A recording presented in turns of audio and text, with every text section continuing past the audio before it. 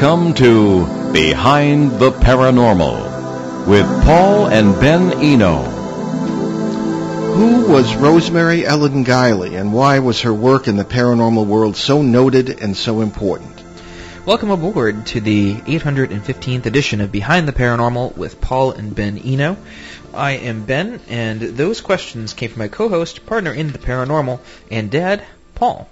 Today we pay a tribute to the memory of one of the greatest names in the paranormal, and one we were honored to call a friend.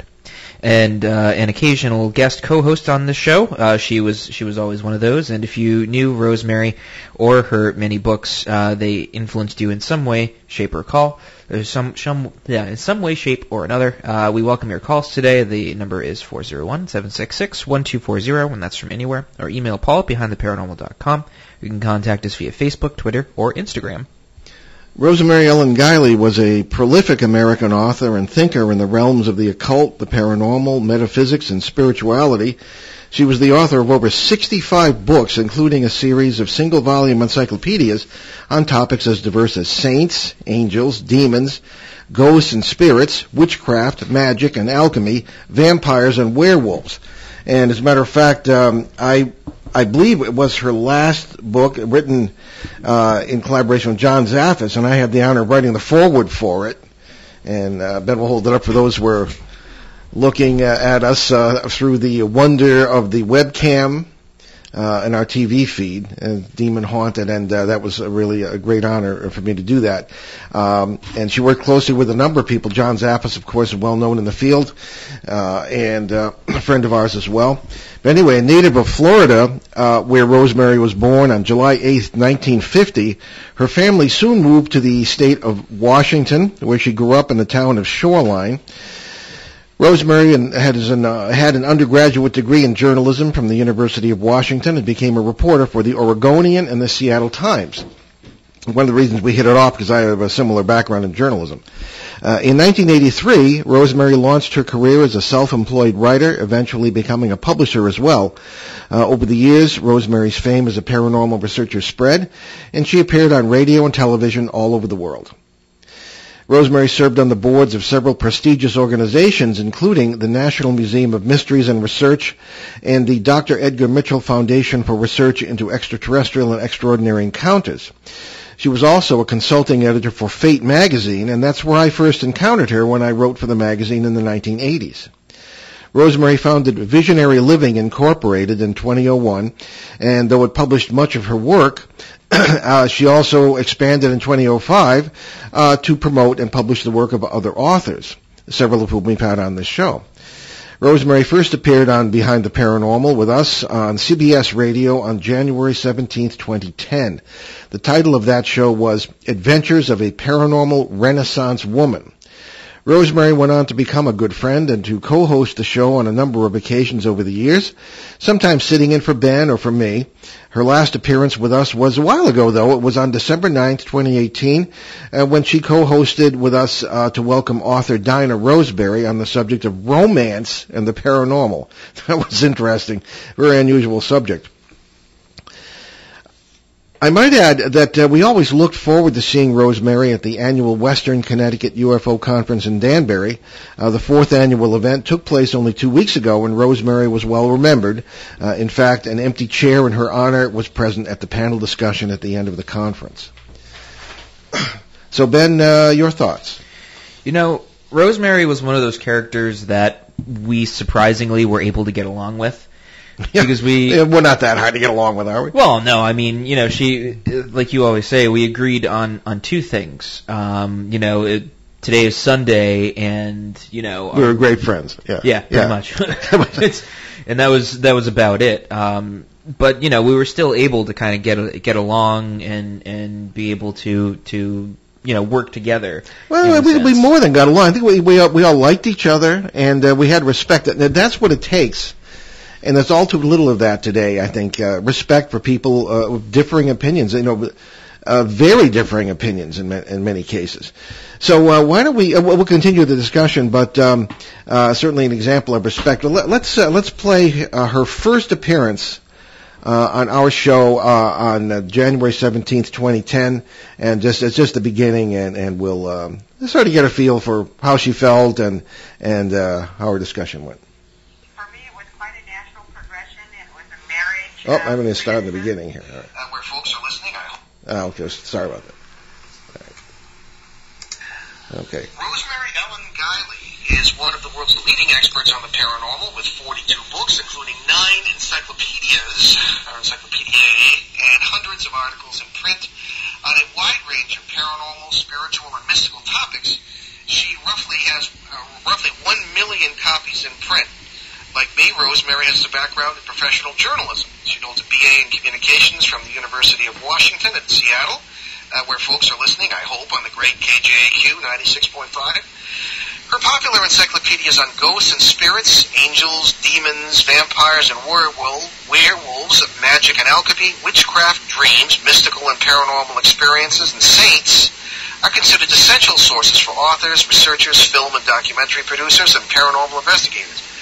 Her work has been translated into 14 languages and has been selected by major book clubs around the world. She appears in television programs, documentaries, docudramas with paranormal themes, makes numerous media and lecture appearances, including colleges and universities, conducts original field investigations of haunted and mysterious sites. Rosemary is a frequent guest on Coast to Coast AM with dear old George Nuri, and on many other television and radio. Oh, yeah, somehow this dropped out for a bit, but I continued the introduction, some of which is repetitive. We'll talk about that a little later. Rosemary's website, www.visionaryliving.com. Visionaryliving.com. Her credits go on, but let's talk with her. Rosemary Ellen Guiley, welcome to Behind the Paranormal. Thank you, Paul. It's a pleasure to be with you tonight. Well, it took us a while to get her, but here she is. Anyway, Sure. We've got a couple of questions from Ben here, because he usually starts, and he said, Dad, don't forget to ask her this. I'll quote, funny that I've never asked my dad the same question, but how did you ever get from journalism to paranormal studies? For me, it was quite a natural progression, and it was a marriage of my main interest, my personal, my professional interest.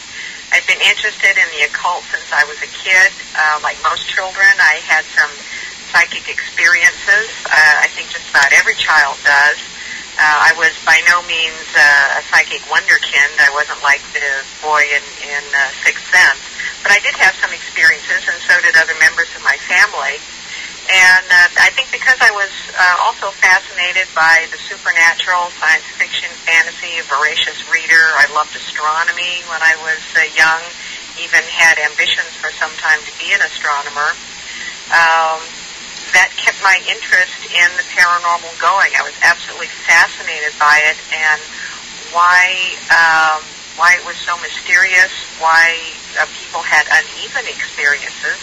You know, no two people could seem to have the same experience at the same time.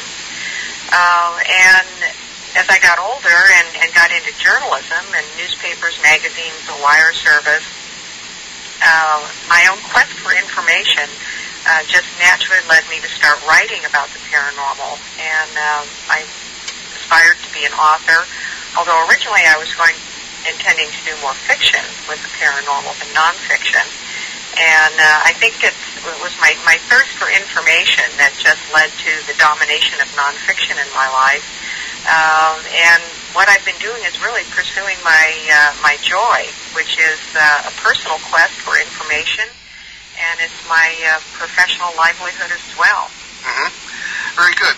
Well, like us, this is another question from Ben. Like us, you study all areas of the paranormal. Do you see any common link between the human experiences of ghosts, UFOs, lake monsters, and all that? I do. I think all of these things are interconnected. I think that our paranormal experiences take us into other realms, parallel dimensions, otherworldly realms. I think that the beings that we encounter are probably beings in their own right that exist in these other dimensions, and we experience them when we have these intersection points where the dimensional boundaries thin out and join together, portal areas or momentary states of consciousness where we transcend ordinary reality. And if there is one thing behind all of these experiences. I haven't found it yet, but I've found in examining our experiences that we often put different labels on what may be the same experience. We just explain them differently in terms of our times in history, cultural influences, even religious influences. I did an informal study once, for example, on angel experiences and ET experiences. And except for the people who described abducting experiences, because I haven't found any abducting angels yet.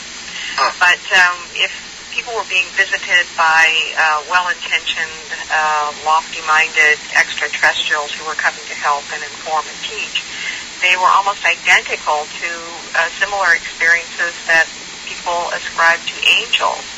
And it just seemed to be the label that was different, not the experience. Well, there we have it. I think that's a very, very important point of agreement that we had with Rosemary, and that, of course, was, again, her first appearance on this show. It was on our CBS radio edition in 2010, and it was really, I thought, as all the shows we did with her was really great. And again, today we're honoring the memory of Rosemary Ellen Guiley, who recently translated and was a good friend of ours and a special guest co-host of this show on a number of occasions.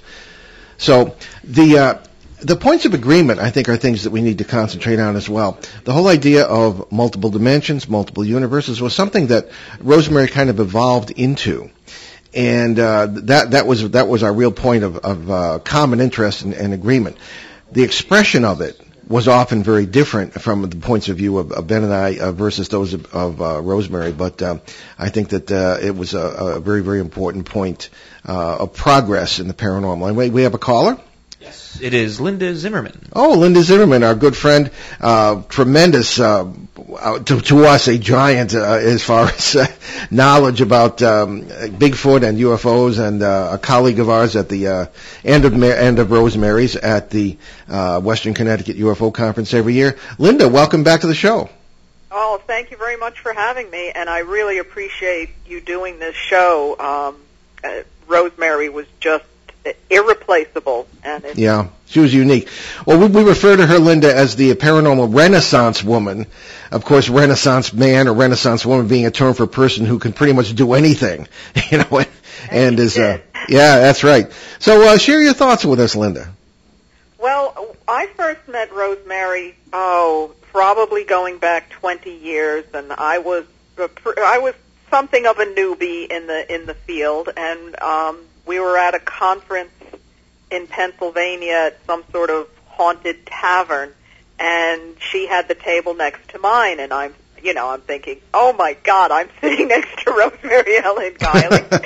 And she was just the most open, down-to-earth, just a wonderful person, just a wonderful, warm person who, it didn't matter what your accomplishments or your background was. She treated you like a friend. She treated me like a colleague. Yep. And it just such a loss. I just, as I said, she's just irreplaceable. Always professional, intelligent. If she was going to speak on a subject, she was going to be clear and concise. Whether you, as you said, you might not agree with, her conclusions or, her ideas on things, but you knew she was going to give it a first-rate approach. Absolutely.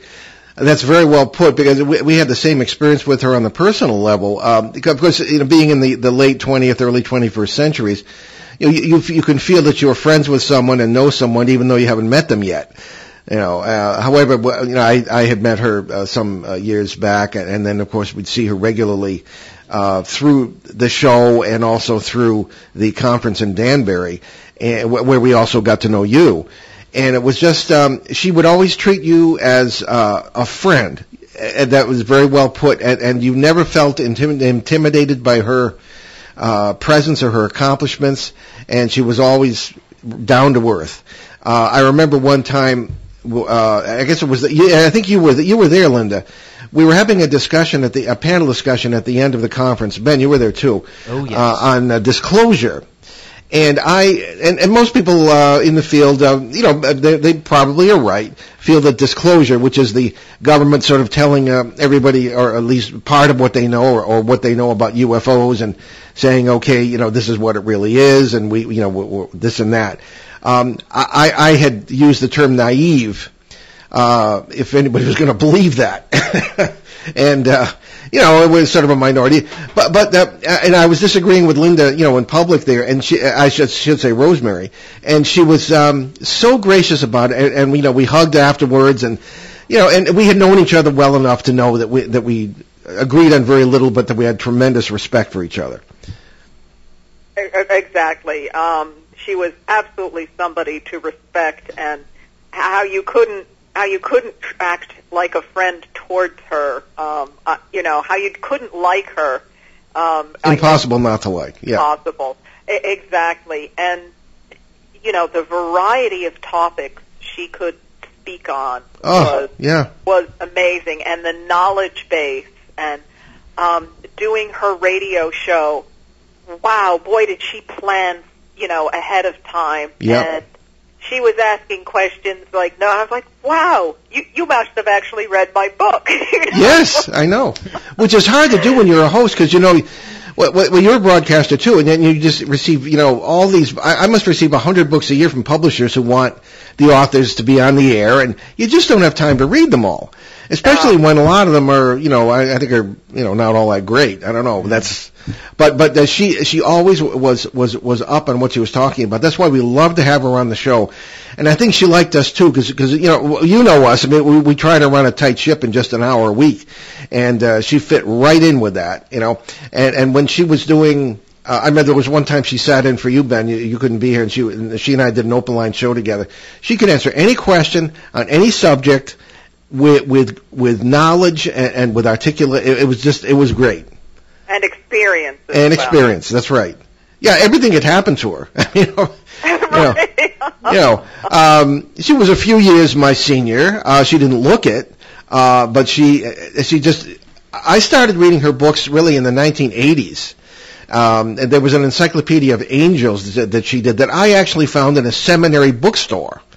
Wow. And it was really, I was rather surprised, but it was amazing. And then, of course, our joint relationship with Fate magazine at that point in the 80s was another point of contact. But it just, I'm sure I can, I guess, echo what you would say, Linda, and say I wish I'd known her better and had been able to spend more time with her. And we all send our love and our respect and sympathy to Joe, her husband, who was just like her, I think. Yeah, he would come to Danbury. He was always a friend. He'd always be with her at the table. Quiet fellow, but always smiling. Oh, absolutely delightful. I did have a couple of chances to speak with him, and again, they were just both charming and open, and she will absolutely be missed, and he'll be missed too, not coming along to these events. Yeah, exactly. So what are you working on while we have you? Oh, well, speaking of encyclopedias, I'm actually in this upcoming year going to take all of my UFO books on the Hudson Valley and combine them with the material I've collected the last couple of years into one comprehensive volume on Hudson Valley UFOs, and simultaneously, or soon after, my 14 different ghost books of all my investigations, I'm going to be combining those. So I guess I'm getting to the point in life where I'm going to start consolidating and gathering my life's work into single comprehensive volumes. I hear you there. That's what I've been trying to do, and I don't like it because I've tried to forget a lot of it. But see, you and I don't want to be mushy here or anything. But Linda, you remind us in many ways of Rosemary because of your versatility, your intellectual versatility, and your interest in so many subjects. And we're going to have you back on the show very soon. But tell people where they can find out more about you, your website, etc. First of all, that's one of the nicest compliments anyone's ever given me, to be compared to Rosemary. I appreciate that. Well, we mean it. My website is gotozim.com. That's GOTOZIM, and all the different things I'm working on are there, and of course all my books are on Amazon. Excellent. Okay. There. So thank you again for giving me the opportunity to share some memories, and hopefully people who don't know about Rosemary will learn a lot today and check out her work. Very good. Well, thanks so much, Linda. We'll talk to you soon.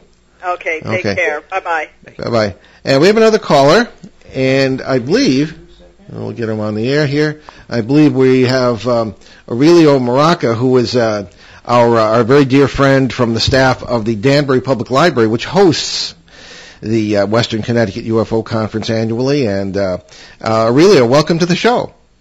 Hey, how you doing? Well, pretty fair. Yeah, we're, because as you know, we're talking about Rosemary today, and did you have some thoughts to share? Oh, geez. Well, I'm trying to, gather some, but one of the things that always strikes me is every time I would go to, like, a bookstore, like Barnes & Noble and everything, I would always go over to the, the supernatural or the occult section and everything, and I would see this all these books like Encyclopedia of Ghosts, so forth. Yeah. And it would always have Rosemary Ellen Guiley on there, and I was like, wow, this person's done a lot of work. And I was, trying to get, some speakers, presenters to come to, the Danbury Library, and we always get like those emails from other programmers at other libraries, and one of them said Rosemary Ellen Guiley, who's a prolific author on supernatural and ghosts, paranormal phenomena. She comes and she does like these great presentations. You should check her out. And that name sort of like stuck out. I'm like, I know her, and I reached out to her, and she came and she did a presentation at the Danbury Library about the afterlife. Mm-hmm. So and kind of contacting people who have passed on. And I know it's kind of a touchy subject. Some people believe it, some people don't. But I said, over the phone, she's such a pleasant and warm person. I'm like, let's just have her come. And we had it was a packed house, and there was a lot of people who, were, touched by her presence and giving, during the presentation, she gave them some sort of solace in the fact that they've had loved ones who have passed on, and when they left, they actually took something with them that it's okay, they're fine, don't worry about them, Yeah. And that was something that always, struck me about her, that she gave comfort, to in her presence and her and talks. And she was always there, whenever we needed her for, something, she would always come at, like, say, yeah, sure, I'll come and, we'll do a talk. Yeah, absolutely. And she was always so compassionate. Now, remind me, she lived, I always mix up New Fairfield and New Milford in your part of Connecticut. Now, she was from New Milford, I believe? No, she was New Fairfield. No, New Fairfield. See, there I go. I mixed them up. Yeah, New Fairfield. And although born in Florida, a native of and grew up in Washington State, she ended up in our neighborhood in southern New England here, and it was really a blessing, maybe to the library, to have her so close by in order to have these programs. That's why it was like, yeah, I'm always here. If you want me, like, I have books coming out. If you want me to come and talk about werewolves or UFOs, ghosts, and everything, and I was just like, wow, what a great resource. And, just hearing her passing is just like such a shock to me still, and, she was such a great reference, such a leader in this field. And, it's just a great loss for I finally got to speak to her, her husband this week and everything, and he saw the pictures of our UFO conference and everything, and he said he will try to come next time and everything. Oh, excellent! That would be great. The remembrance and talking about her during the conference last Sunday. He just wanted me to relate to you all that he appreciates it. Excellent. Well, Aurelio, it's time for our break. Thank you for calling in, Aurelio. We really appreciate your thoughts. We'll talk soon. Okay. Thanks a lot, Paul. Okay. All right, folks. You're listening to Behind the Paranormal with Paul and Ben Eno on WOON 1240 AM and 99.5 FM, New England's rainy Blackstone River Valley, and our tribute to Rosemary Ellen Guiley and her amazing life today. We'll be right back. Did you know that in the 1960s, 92% of Americans listened to local radio every week? What do you think it is now? I bet it's a lot less. Would you believe that it's still 92%? Wait, you mean more people listen to radio than TV? Yes, more people use local radio every week than any other device. I know I listen. I just didn't realize that everyone else does too. 92% of Americans listen every week. You are right now. Thanks. You can depend on us for public service. ON Radio. Casey Kasem has unlocked the American Top 40 vaults and is replaying original shows from the 80s. This week, Casey takes you back to October 30th, 1982. That's when the Stray Cats were gonna rock this town. Joe Jackson was stepping out. A flock of seagulls ran so far away, and Laura Branigan was calling Gloria. You'll hear those songs, all the top 40 hits, and the long-distance dedications from October 30th, 1982, right here on American Top 40, the 80s. Relive Casey Kasem's American Top 40, the 70s at 1 p.m. Saturdays and the 80s at 1 p.m. Sundays, here on ON, AM, and FM. Local and live at 99.5 FM. And welcome back to Behind the Paranormal with Paul and Ben Eno on WOON 1240 AM and 99.5 FM, local and live on 99.5. I like that. And today we are dedicating our show to a tribute to the memory of Rosemary Ellen Guiley, whom we always referred to as the paranormal Renaissance woman, because you could do just about anything in this field. And Aurelio from the Danbury Library has just called in, and he was right. You go to a major bookstore, and, there, one or two books by a couple of people, including us, but Rosemary was like everywhere, and such amazing writer, and the versatility of the subject. I remember one of the major questions you'd always ask is, where do you find the time to write all these books? Yeah, I do, because I'm a professional, so was she. And because I have to write things that aren't about the paranormal just in order to make a living. That is true. But I consider it one of my tasks as one of my subject areas as a journalist of the paranormal, as did she. And we would often talk about that, and how you. But I agree with what she said when she was on our first show in 2010, that or her first appearance on our show in 2010. That it was a natural progression from journalism into the paranormal subject matter, because it takes investigation, it takes objectivity, it takes a certain amount of skepticism, and a willingness to look at all sides. Something I don't see a lot of in journalism today. But writing about the paranormal at the time and the same period, I guess we were in newspapers, Rosemary and I. We didn't know each other then, but the principles were very strict as far as trying to be accurate and trying to do it right. So let's give our number one more time for anyone else who'd like to call in regarding any thoughts, even if you didn't know Rosemary and were influenced by her books.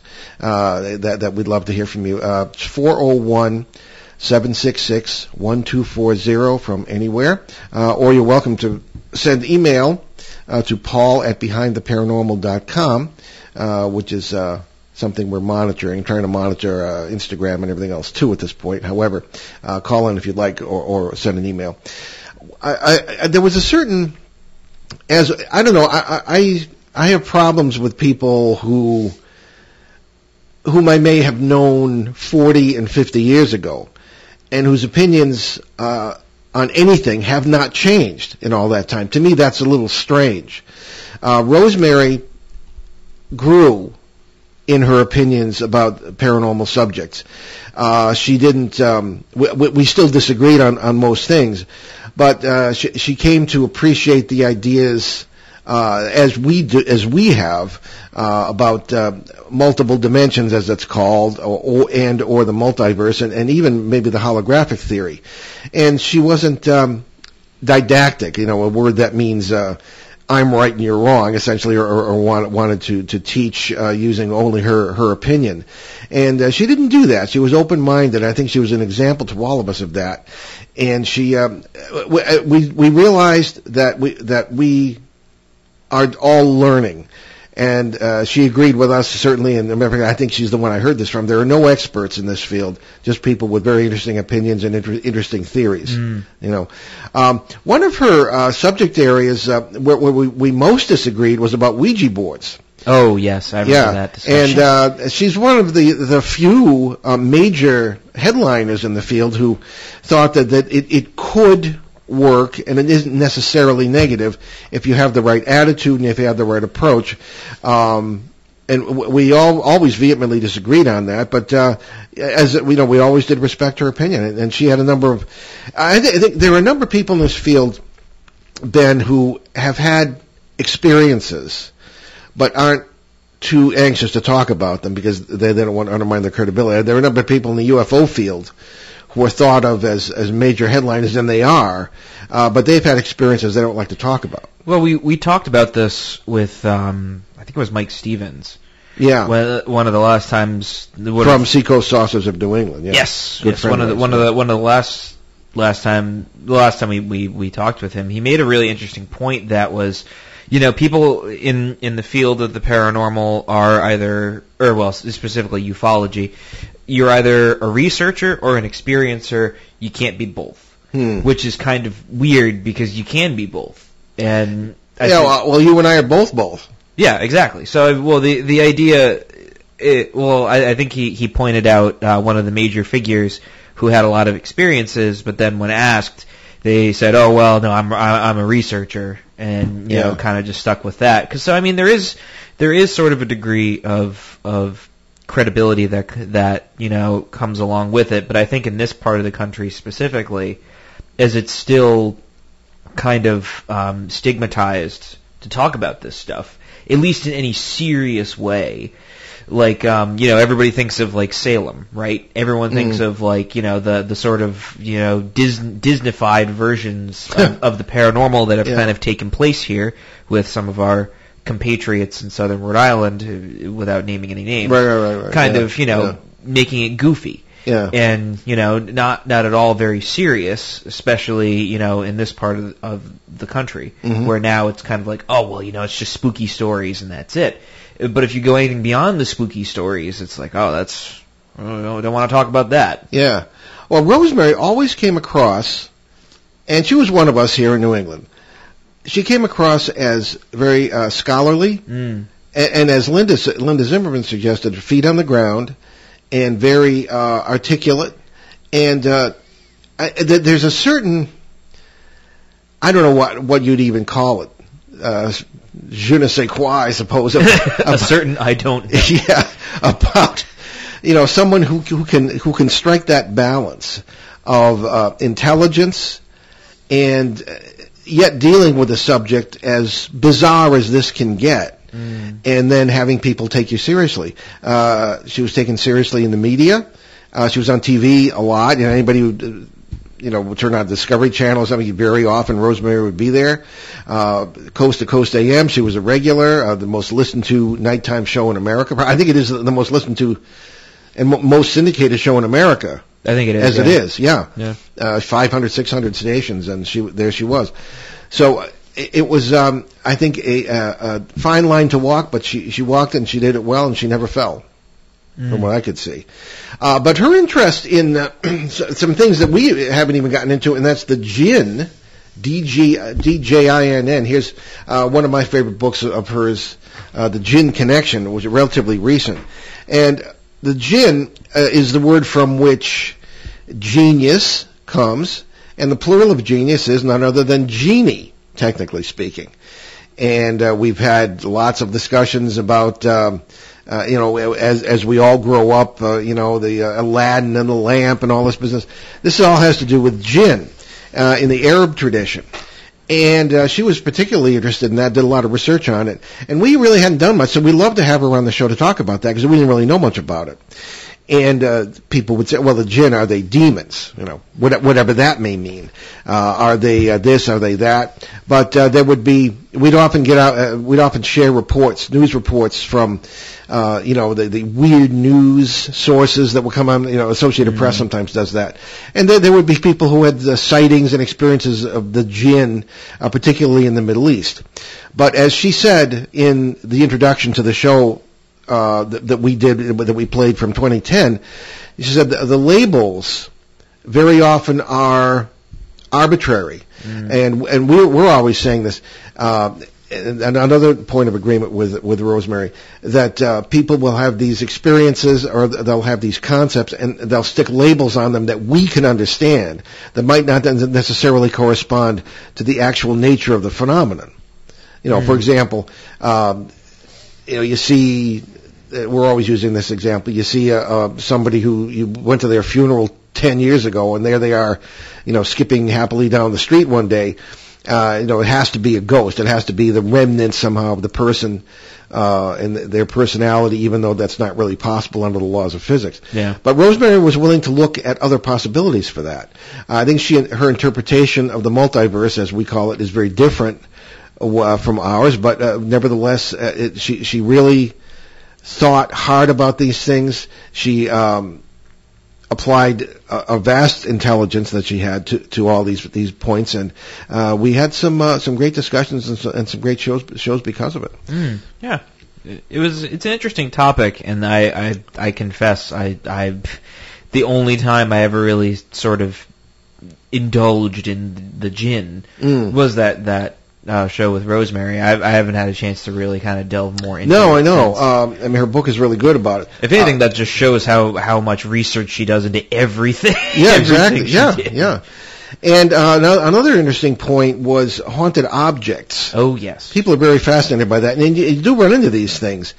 In Rhode Island here in Newport, particularly, some of the mansions have these things, particularly the haunted suit of armor, things like this. Much has been made of that. And we kind of disagreed on that as well.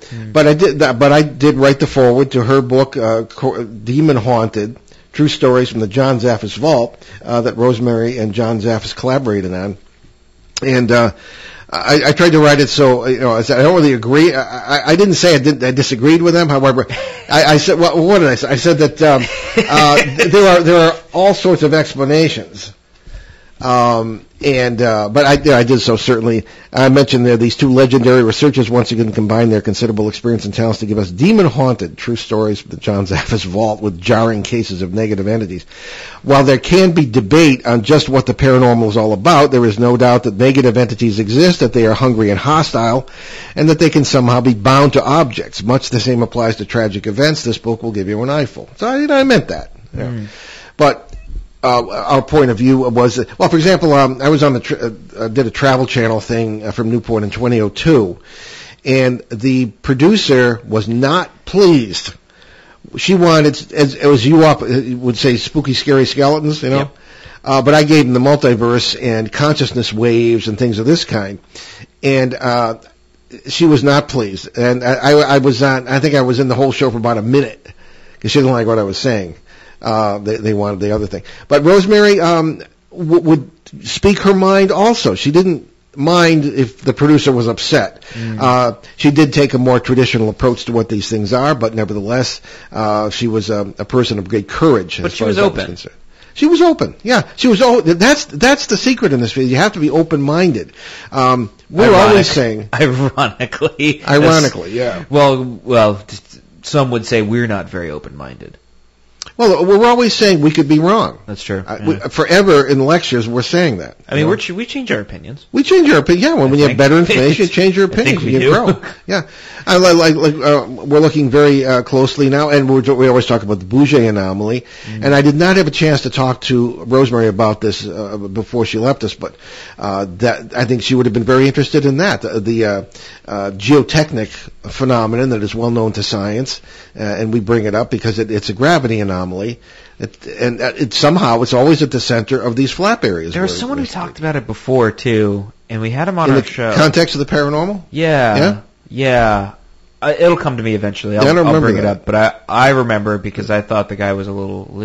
But we've done over 850 shows, so that's true. It doesn't necessarily rush to the memory. It'll come back to me. Okay. The brain's always working. It's there. So. Yeah, let me know. That's interesting. Yes. So anyway, but I think she would have been very interested in that. She was extremely interested in the physics of all this as well, and her expertise again reached into the UFO field. And again, the labels we put on things, and she would say we consider them different phenomena, but they may be the same phenomena, but we put labels on them. And one of her interests too, which is reflected by her interest in the jinn, was the cultural implications of paranormal experiences. Do people of different cultures experience the paranormal in the same way or in different ways? And we had a fascinating discussion one time about particularly the Irish. The Irish see banshees, things like this, which is not particularly common among others. Other cultures will see fairies, including the Irish, and there are some presence of that in Asia as well.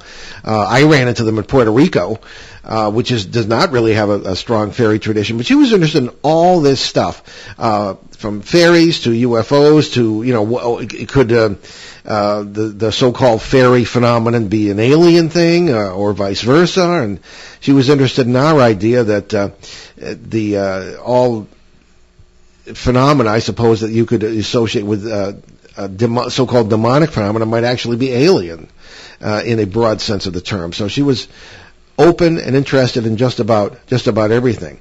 Now, I believe that her website is still up, visionaryliving.com, and I'm not sure what the future of her company will be. I have not. I know some of her. We know some of her authors, but we hope that someone will continue this, and because she published a fiction as well. And this is one of the things. Is the last time she co-hosted our show, again, it was about 10 months ago, was the last time she was on with us. She kind of talked us into considering fiction as a way to convey legitimate information that ordinarily would be conveyed in nonfiction. And she made the very good point that people will often read fiction who won't pick up a book, say, by you and me, Ben. Or one of her books on the jinn, but they will pick up a good novel, and there may be paranormal information or principles or opinions expressed in that book that they wouldn't get otherwise. And everybody has their own stories. Everybody's interested in the paranormal in one way or another. So I think that was another one of her great points. When we had that particular show with her, it was with Dinah Rosemary, who is a friend of ours in another realm, and she had written a book about a paranormal romance situation that involved multiversal ideas as well. It would sound very interesting. I haven't seen it yet, the book, but we had some great discussions on that with Rosemary and with the author as well. So the idea that personal points can also be important here. Rosemary loved traveling throughout the U.S., U.K., and Europe, and she was known in just about everywhere around the world through her work. As a matter of fact, her work kept her on the road much of the year. She always looked forward to returning home to New Fairfield, Connecticut, and maintained a vigorous exercise regimen, which included I guess apparently she did weight training classes at a local gym, and she just did not look her age. I mean, she's older even than me. But her husband, Joe Redmiles of Connecticut, whom we also enjoy seeing in Danbury, has our undying love and sympathy. He was just a wonderful particular person to get to know, and they were just wonderful together. And if anyone would like to view photos and sign a guest book in the memory of Rosemary Ellen Guiley, there is a website here, acaciafuneralhome.com. Acacia like the tree, ACACIA, funeralhome.com. And you can render a little bit of a tribute there as well. So, okay, I think we... any other thoughts, Ben, before we kind of move on here? You know, I suppose I've got something I've got cooking up on the back burner. I think out of everybody we've had on the show, Rosemary, being in sort of the paranormal camp, is probably the only person that we've had back multiple times. Yes. In like sort of our realm that we started out in. Everybody else, we kind of just were like, we have them on. They say their piece, but Rosemary always had something different to say every time. New and different, and worth listening to. Yeah, and it was always really well thought out. And I don't think I was ever disappointed having her on the show because it was always something new and it was always something different. Yeah, because we feel obligated now and then to have somebody from the ghost hunter realm on the show, and but I mean we discourage hobbyist ghost hunting, quote unquote. We don't think they know really what they're getting into, and but we do cover the subject now and then. But Rosemary was way beyond this. As a matter of fact, I kind of thought of her as the Stanton Friedman of kind of on the other side of the paranormal world from the UFOs, because Stanton was pretty much just UFOs. A brilliant mind, a real scientist, and we lost him early this year as well. Also a great friend of the show who wrote a foreword for one of our books. And matter of fact, Rosemary was going to write the foreword for my next one. Or our next one rather, which is going to be on UFOs. Yes. And unfortunately, we're not going to be able to have that honor at this point. So, but I always thought of her as kind of a Stanton Friedman. Stanton Friedman, of course, for anybody who doesn't know, being sort of the grandfather of modern ufology, nuclear physicist who was present at many conferences and on TV all the time. 84 years old, translated earlier this year, much to the sadness of all of us, especially those who knew him. But Rosemary was kind of the same, had the same tenaciousness and had the same intellectual grasp of things that Stanton did, So certainly to be sorely missed. And again, I'll give you the websites again. VisionaryLiving.com was her company site, and all sorts of information there. As I say, I don't know what the status of the company is at this point. And also acaciafuneralhome.com, ACACIA, funeralhome.com, to see photos and to leave thoughts and memorial statements in honor of Rosemary. So, okay, so we will again leave that subject with great love and respect, and we'll always remember her and always talk about her. Yes, very much so. So, okay, so we have a number of other things to get through here. We had, I guess, a bit of a celebratory breakfast. You and Mom and your wife and your brother and I, sort of, because it was a grueling lecture season. Oh yeah. We were on the road like all the time for the last couple of months, especially because my new book had come out, and that, of course, you have to do that. When a book is published, the real work begins after it starts. That's something after it's published. Okay. Rosemary would be 100% in agreement with that. Because she wrote a lot more books than you and I have. Oh yeah. And it was just she was on the road like all the time. So we will be doing, however, and I don't know if you know about this, Ben, but you're invited. An informal setting. We're going to be presenting at the Massachusetts MUFON being the Mutual UFO Network, great organization. There's going to be a meeting in Norton, Mass. next Saturday, is November 2nd. I don't know exactly when. If that is open to the public, I know it's in a private home, so just letting you know that we're going to be doing that. So on this past Wednesday, October 23rd, Ben and I presented at a program at Mount Hope Farm in Bristol, Rhode Island, and we thank Dr. Ed Inicilli, an old friend of ours, and the board for their great hospitality. We had a really wonderful crowd, lovely venue. If you do live in southern New England, try to get out there sometime. They have a gift shop, and you can visit the farm, and it's very historic. Just a lovely location, Bristol, Rhode Island, on Route 138. So check that out. The next day, I presented before a great audience at the Tewksbury, Massachusetts Public Library at their Fright Night program. And, as a matter of fact, I asked Robert Hayes there, the library fellow, I said, are there going to be children at this? Because there are some really scary things in the new book. I could be saying, be as scary as you can be. So, but someone always brings kids for whatever. No, they didn't. There were some younger people, but they weren't children. Well, that's good. So I kind of let loose, and the place was full, and it was really very interesting. Nobody screamed and ran out of the room or anything. But, well, that's good. But thanks to Robert and the staff, and a really great audience there. And we'll see you at the New England Parafest in Kittery, Maine in April. Yes. And I've also been you too, if you want. They're already scheduling it to 2021 for in Philadelphia for Mainline MUFON. Oh. Jennifer Stein's group. And I've spoken there a few years ago, and it's a wonderful, wonderful group. A huge auditorium, and it's full. That's Philadelphia area MUFON, so it's great. So put it on your calendar for 2021. Oh yeah, I'll be right there. That'd be cool. So anyway, we get a lot of things coming up. But the New England Parafest in Kittery, Maine will be in April. Our good friend Tom Spitaleri is organizing that. We've been there before, and it's a wonderful event at the Kittery Community Center. Beautiful venue.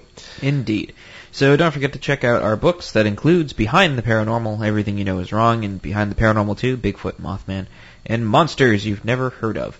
And now, Dancing Past the Graveyard, Poltergeists, Parasites, Parallel Worlds, and God. They're available from online retailers and in some stores, but for autographed copies, please visit the online bookstore at BehindTheParanormal.com. Now, also at BehindTheParanormal.com, you can find out more about the show, our many cases over the years, our public appearances, and how to book us, along with some of our 850 free recorded shows once they've all been restored. Now, there was a story there for those who listen, already know about this, but we have constant attacks on that website, and the shows keep disappearing. However, our workaround has been to put them up on various podcast platforms, including Apple iTunes and all the major ones. If you multiply stuff, it's kind of harder to take it down. Well, exactly, yeah. So it's out there everywhere now, but we've only gotten back to about 2011 in uploading the shows. We're working on it. We will get back to 20. There are selected shows, such as our Rendlesham Forest series from 2010 to 2011 that are there.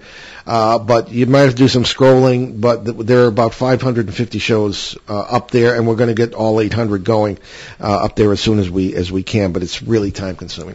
So we are on YouTube, iTunes, the Paranormal Radio app, and all those good things, so you can find us pretty much anywhere and give us a listen. Yeah, absolutely. There are links to several charities at the BehindTheParanormal.com site that we've adopted on the show, and this includes USACares.org, Canadian Veterans Advocacy, Helping Haiti's Orphans, Youth Mentoring Connection in Los Angeles, and Crohn's and Colitis Foundation of America, and the Sisterhood of Ground Zero.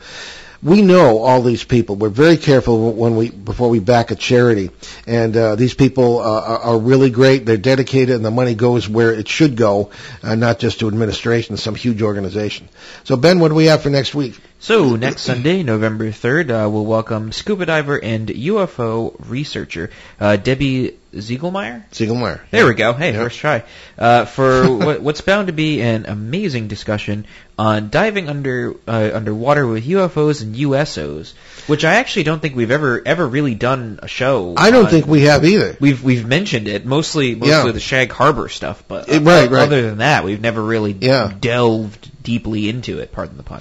Yeah, unidentified submerged objects is what USO stands for, and that's we've kind of neglected that subject. But Debbie, as a diver particularly, and as a member of the board of the Dr. Edgar Mitchell Foundation for Research into Extraterrestrial and Extraordinary Experiences, is really well placed to speak on that subject.